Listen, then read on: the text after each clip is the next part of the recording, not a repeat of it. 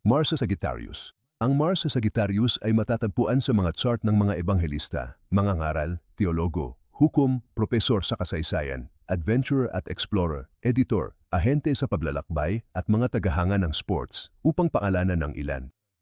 Ang katutubong ito ay maaaring maging masigasig, ngunit walang pasensya. Sa kanyang kasigasigan, maaaring baliwalain niya ang makahalagang detalye o tagubilin. Ipilit na makinig siya.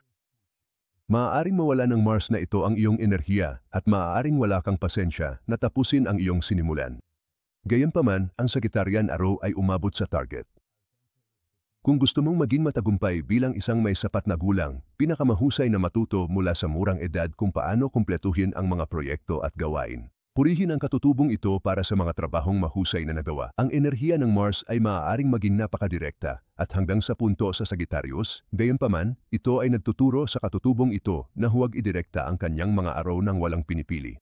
Tulungan siyang maunawaan na may oras at lugar para sa lahat, upang hindi mapansin ng iba ang kanyang prangka. Ngunit marahil ay hindi ka nais-nais o wala sa lugar ng mga pagkilos na bastos.